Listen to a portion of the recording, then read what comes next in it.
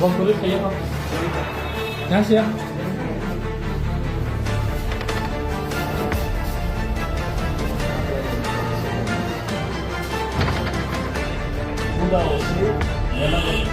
Defamation মানহানি case মানহানি মামলা আমি করলাম রেবতী ত্রিপুরা এক্স এমপির বিরুদ্ধে।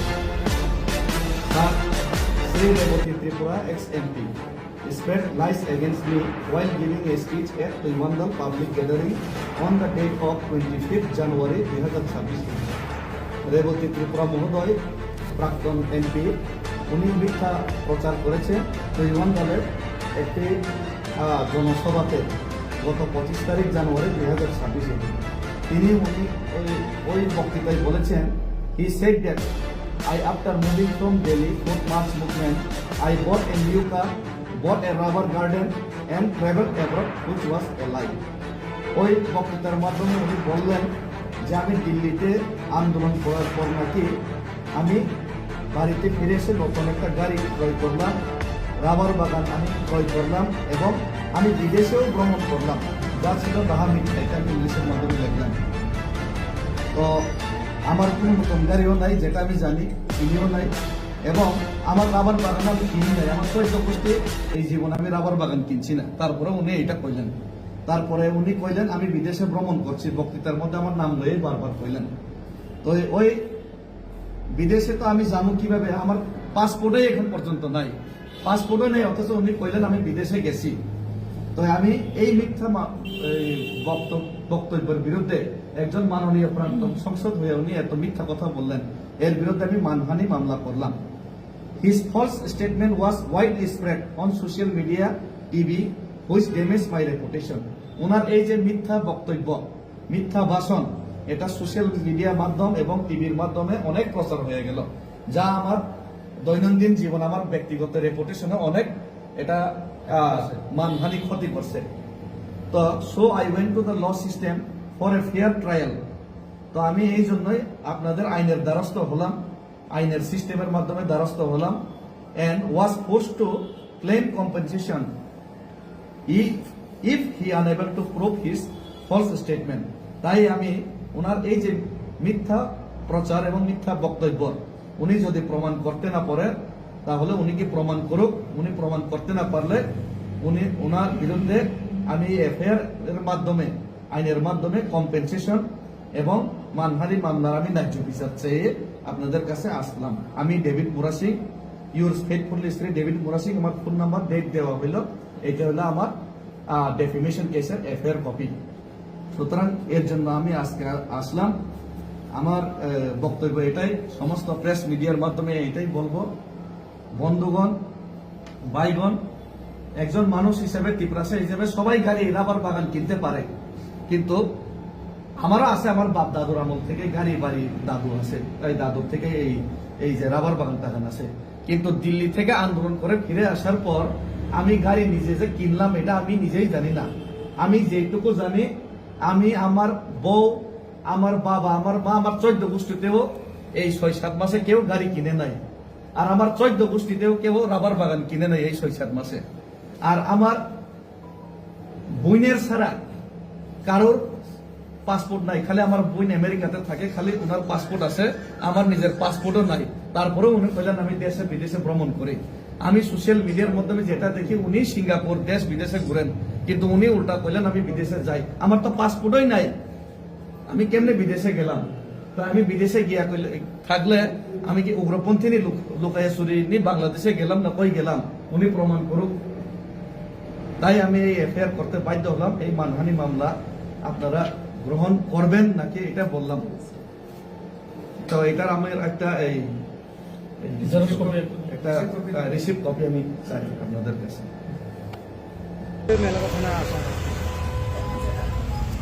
কি আর বলবো, জুমলা মিথ্যা আর মিথ্যা, যেটা সোশ্যাল মিডিয়ার মধ্যে আজকে দেখলাম, ঘুমের থেকে উঠলেই মিথ্যা আর মিথ্যা, রাজ্যের মধ্যে, দেশের মধ্যে মিথ্যা মামলা, মিথ্যা কথা, মিথ্যা প্রচার। আজকে দেখলাম মাননীয় মুখ্যমন্ত্রী বলছেন, সোশ্যাল মিডিয়ার মাধ্যমে আমি দেখলাম মিথ্যা ঠকানো এর নাকি উনি প্রিন্সিপাল ইউনিভার্সিটি খুলবেন। ওইটার মধ্যে দেখলাম কেউ মিস কল দিল চাকরি, কেউ 10,323 को नौकरी मिलेगा घुमा घुमा के सालाना चालाना, কেউ এই বলছে, কেউ বলছে 50,000 চাকরি। তো এই করতে করতে কিছুদিন আগে আমি ত্রিপুরার মধ্যে যে অন্যায় হচ্ছে সংখ্যালঘুদের বিরুদ্ধে ত্রিপুরা একট বাস্তবায়ন হচ্ছে না, এর বিরুদ্ধে আমি দিল্লিতে পেদল যাত্রা করলাম। এর সমস্যার সমাধান তো কেউ করেইনি ত্রিপুরাসাদের, বরঞ্চ আমার ঘরে নোটিশ এসে পড়েছে, একটা ফলস নোটিশ। পরে দিয়ে জানতে পারলাম ফলস নোটিশের কোনো উত্তরই নাই এসডিএম সাহেবের কাছে। এখন আমি মামলা করবো আবার ওনাদের বিরুদ্ধে। মিথ্যা হলে তো আমি ছাড়তাম না। কয়েকদিন পরে দেখলাম ঠিক আছে, এখানে বস্ত্র বিতরণ করে সেরা ত্রিপুরা জনগণদের একটা ভুলভাল বোঝানোর একটা জনসভা হবে, বস্ত্র বিতরণ বলবো না, জনসভা। তো এখানে দেখতে পেলাম বস্ত্র বিতরণ করিয়ে ওইখানে ত্রিপুরা একট দেওয়া হবে না বললেন মাননীয় মুখ্যমন্ত্রী। ত্রিপুরা বিরুদ্ধে আমি আছি উনি বক্তৃতাতে বললেন। ভালো কথা, ত্রিপুরা নিজে ইংলিশে লিখবেন, নিজে ইংলিশে পড়াশোনা করবেন, সব ঠিক আছে, কিন্তু ত্রিপুরা ওই ইংলিশ অক্ষর দিয়ে ইংলিশ মিডিয়ামে পড়লেও ইংলিশ অক্ষর দিয়ে পরীক্ষা দিতে পারবেন না, এটা উনি বললেন। কিছুদিন পরে মাধ্যমিক 12 হবে, দেখবেন ত্রিপুরা অবস্থা। এরই মধ্যে ঠিক আছে, সবকিছু ঠিক আছে, এরই মধ্যে রেবতী বাবু অতি উৎসাহে আমাকে গালিগালাজ করতে গিয়ে ওনারা বিভিন্ন অঙ্গভঙ্গি করে প্রায় আমাকে গালিগালাজ করেন, কিন্তু আমি প্রায় 2-3 মাস সহ্য করলাম। কিন্তু এখন সহ্য সীমারেখার বাইরে চলে গেল, লক্ষ্মণ রেখা পার হয়ে গেল। উনি বললেন আমি নাকি দিল্লিতে আন্দোলন করে এসে জনগণের টাকা দিয়ে আমি বাড়িতে এসে একটা নতুন গাড়ি ক্রয় করলাম। কিন্তু আমি জানি এই দিল্লি থেকে আমি আসার পর এই গত 6 মাসে আমি না, আমার মা না, আমার বাবা না, আমার ওয়াইফ না, আমার 14 গোষ্ঠীতেও কেউ নতুন গাড়ি কিনছে না। কিন্তু তাই না কইলেন আমি নতুন গাড়ি কিনছি। তো এটা কোনান থেকে সোর্স পাইলেন, কোনান থেকে উনি এই বক্তব্যটা দিলেন? এটা তো একজন মাননীয় এমপি, প্রাক্তন এমপি হইয়া, এত বড় নেতা হয়ে উনি এটা প্রমাণ করুক। প্রমাণ না করলে আর সারাসারি নাই, আমি তো ওনার বাড়িতে যাবো কিছুদিন পরে। আবার উনি আরো কইলেন আমি নাকি রাবার বাগান কিনছি।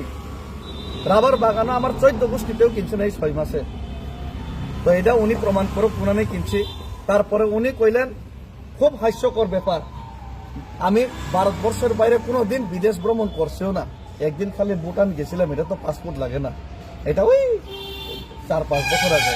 উনি কইলেন আমি নাকি বিদেশে ভ্রমণ করছি, আমার তো পাসপোর্টও নেই, আমি কেন বিদেশে ভ্রমণ করব? তো এইসব মিথ্যা উনি যে প্রচার করছেন, এটা ভিডিওর মাধ্যমে, সোশ্যাল মিডিয়ার মাধ্যমে যে প্রচার হইলে এটা তো আমার মানহানি হইল, এটা তো আমি সহ্য করতে পারলাম না। এই লেগে আমি ওনার বিপক্ষে এই মানহানি মামলা করতে আজকে বাধ্য হলাম। উনি এটা কোর্টের মধ্যে জবাব দিক যে আমি কোনানে গাড়ি নতুন কিনলাম, কোনানে আমি রাবার বাগান কিনলাম, কোনানে আমি বিদেশ ভ্রমণ করলাম আমি বিনা পাসপোর্টে, এটা উনি প্রমাণ করুক। আর একটা কথা, কোনো সারাসারি নাই, এফআইআর করলেও ওনাদের বাড়িতে আমি যাব। আমি জানি মুখ্যমন্ত্রী মানিক সাহার কোয়ার্টারের সামনে জিষ্ণু দেববর্মা মাননীয় প্রাক্তন ডেপুটি সিএম, এখন বর্তমান রাজ্যপাল, উনি যে কোয়ার্টারে থাকতেন, এখানে প্রাক্তন সাংসদ, এখন উনি এখানে থাকেন।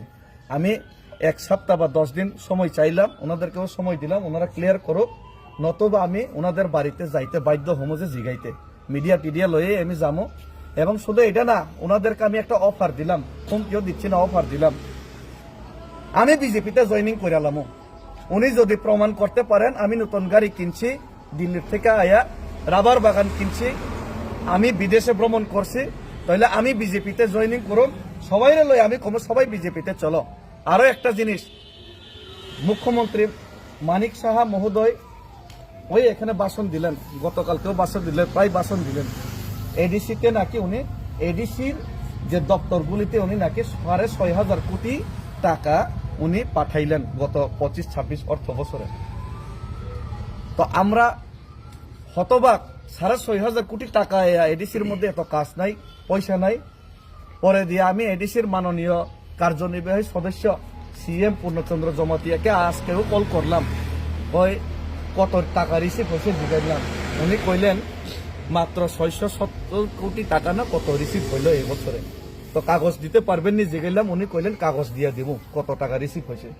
তো উনি তো রেডি আছে 650 কোটি টাকা যেটা এডিসিতে রিসিভ হয়েছে, ওই কাগজ কালকে দিয়ে দিব। ওই কাগজটা আমি নিমু। তো মানিক সাহা মাননীয় মুখ্যমন্ত্রী মহোদয় 6,500 কোটি টাকা যদি এডিসিকে দিয়া থাকে, উনিও কাগজ দিক।